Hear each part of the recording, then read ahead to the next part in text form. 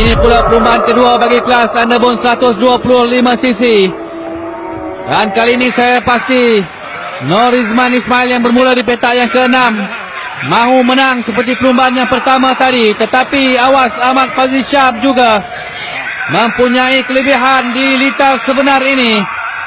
Bermula di petak yang kedua sambil itu Rosni Zamano tidak mahu melakukan kesilapan seperti perlumbaan yang pertama, kehabisan minyak. Ada 36 orang pelumba. Sambil itu Casey Vanessa bermula di petak yang ketiga. Dia gagal naik ke podium dalam perlumbaan yang pertama. 12 pusingan di litar sepang ini. Mereka akan dilepaskan sebentar saja lagi. Kita perhatikan 36 orang pelumba akan dilepaskan dengan Rosni Zamano di depan sekarang ini. Tetapi Ahmad Fazli Syam meluru pula di depan. Sambil di belakangnya ialah Norizman Ismail yang berjaya meminta serukan Fazli Syam untuk berjaya mendapatkan roll shot. Kita perhatikan Norizman Ismail di depan sekarang ini meninggalkan Ahmad Fazli Syam di tempat yang kedua. Jadi itulah dia kepantasan jentera yang dimiliki oleh Norizman yang melakukan setting yang cukup baik pada jenteranya. Dan sekarang ini meninggalkan Fazli di tempat yang kedua. Saya pasti jika tidak ada kesilapan Norizman akan diangkat selaku juara di Sepang. Tetapi kelihatan juga di sana Syarul Nizam Tamin di tempat yang ketiga, di belakangnya Casey Vanessa. Di manakah kelibat Wazir Abdul Hamid yang bermula di petak yang ke-10. Tetapi tumpuan kepada Fazli dan juga Norizman di tempat yang pertama sekarang ini. Norizman kombinasi yang cukup baik di antara penunggang dan juga mekanik menghasilkan jentera yang cukup laju, cukup pantas. Norizman di depan sekarang ini, tetapi awas, semakin hampir di belakangnya ialah Ahmad Fazli Syam menuju laluan lurus sekarang ini. Dan Norizman akan cuba memecut untuk meninggalkan Ahmad Fazli Syam di laluan lurus. Kita perhatikan dia cuba untuk menjarakkan kedudukan, tetapi Ahmad Fazli Syam semakin hampir. Itu dia Ahmad Fazli Syam, apakah dia berjaya? Di selekor yang pertama ini tidak berjaya juga Fazli Syam. Sambil itu Muhammad Al-Kamarul terkeluar dari saingan. Kelihatan juga Syarul Nizam Tamin tempat yang ketiga semakin hampir. Saingan cukup sengit dalam perlumbaan yang kedua ini. Kita perhatikan, tetapi masih lagi di depan Norizman Ismail. Tempat yang kedua ialah Ahmad Fazli Syam di laluan lurus. Kedudukan masih belum lagi berubah. Apakah Fazli berjaya? Dan seorang lagi pelumba Muhammad Kanafi juga terkeluar dari saingan. Dan kelihatan sekarang ini Casey Vanessa sudah pun berjaya meminta kedudukan Syarul Nizam Tamin untuk berada di tempat yang ketiga. Casey Vanessa dan sekarang dia meminta Fazli pula. Semakin pantas nampaknya Casey Vanessa. Dan apa sudah jadi dengan Chana Syaidan?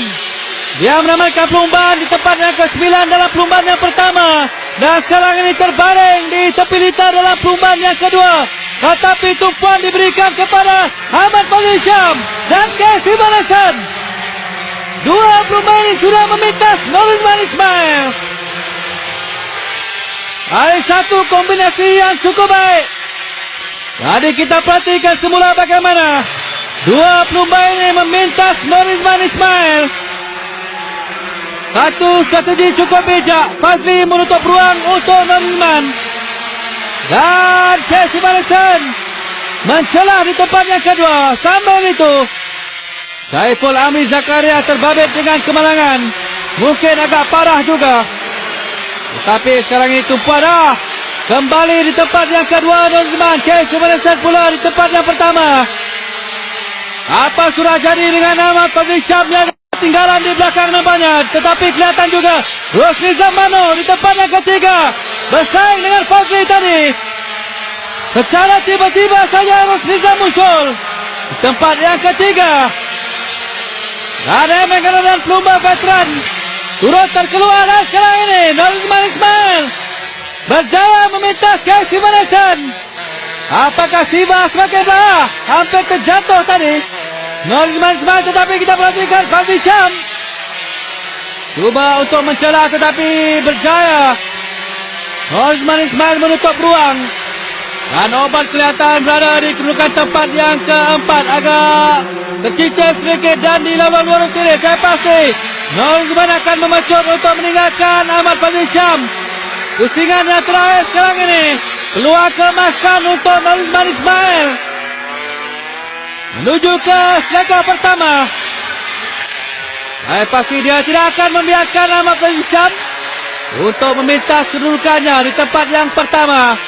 Makin pantas dan Obat berjaya meminta Casey Morrison di tempat yang ketiga. Obat, saya pasti impiannya untuk naik ke podium musim ini akan tercapai untuk Obat. Namun dia perlu menghabiskan perlumbaan sekurang-kurangnya di tempat yang ketiga. Tetapi saya pasti dia mahu lebih daripada itu. Dan sekarang ini Norizman Ismail sedang berentap dengan Ahmad Fazli Syam di tempat pertama dan kedua. Obat sudah pun berjaya meminta kedudukan Ahmad Fazli Syam. Dan sekarang ini sasarannya ialah Norizman Ismail. Apakah impiannya untuk naik ke podium selaku juara akan menjadi kenyataan? Tinggal 2 striker, satu lagi dah. Ya, itu dia. Obat berjaya meminta Norizman Ismail. Dan itu dia striker yang terakhir, tetapi dia terlalu laju. Overshoot Obat dan memberi ruang kepada Norizman Ismail untuk juara. Itulah dia tragedi yang menimpa Obat. Dia terlalu laju. Kita perhatikan bagaimana Obat meminta Norizman Ismail, tetapi dia terlalu laju dan overshoot. Jadi Norizman Ismail semakin mengukuhkan cekamannya bagi kelas Underbone 125 cc untuk mengejar kedudukan Ahmad Fazli Syam. Last corner saya mengambil sedikit kesilapan. Saya buat kesilapan yang boleh masuk dalam corner. Jadi saya gunakan power motor untuk menjuari sini tadi. Dengan kemenangan ini kedudukan perumba sudah pun berubah. Ahmad Fazli Syam kekal di atas dengan 121 mata, tetapi Norizman Ismail melonjak di tempat yang kedua dengan 102 mata. Hanya 1 mata membezakan Norizman dan Casey Morrison di tempat yang ketiga.